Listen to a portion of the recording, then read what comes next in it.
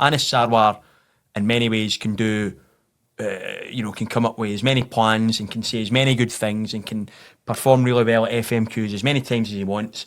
But come Rachel Reeves' budget in a few weeks, it's all going to, none of that's going to matter. Yeah, because ultimately Scottish Labour are suffering from the performance of UK Labour, which has been, dreadful.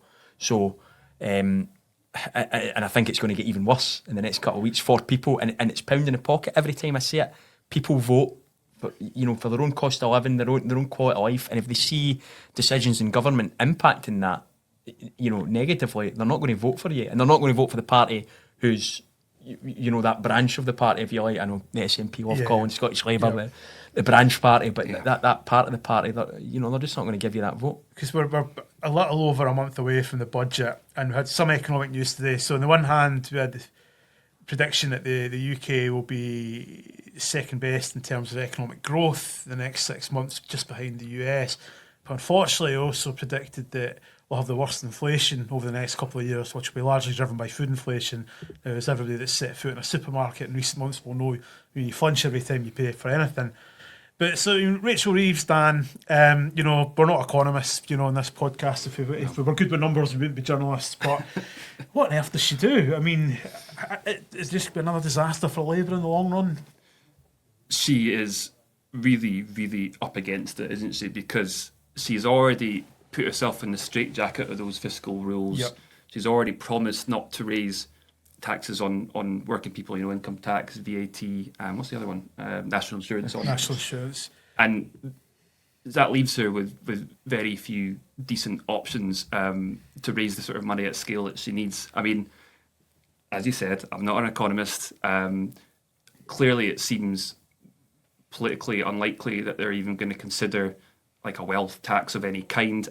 I don't know all the ins and outs of wealth taxes. I hear that they've worked in some countries, but other countries not so much. So she's going to have to get creative with other types of taxes that aren't affecting people's pocket, because, as Dougie says, if there's any more of a feeling that individual people, families, and even small businesses are getting hit in the pocket, it's a big problem. And, second fastest growing economy in the G7, it's not a highly competitive market at the moment because the global economy is so damn sluggish. But the point being that, if your agenda is growth, and one of the first things you do in government is raise national insurance on employers, that's been devastating for high streets, devastating for city centres. It's an anti-growth policy, and maybe she felt it had to be done. But there can't be any more of that if that is genuinely Labour's mission in government is growth.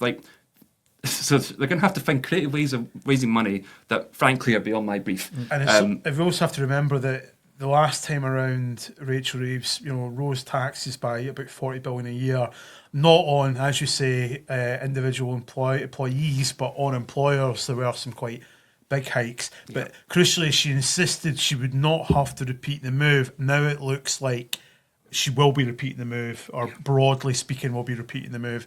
And this is where, the issues like trust come into play. Because if Rachel Reeves was basically stuck in a doom loop, I believe that's how the Tories like to call this, a doom loop. Things just start to look increasingly grim and negative. And if you're having to run for election in Scotland in May next year on a Labour banner, then suddenly you'd be thinking, how am I going to sell this on the doorstep?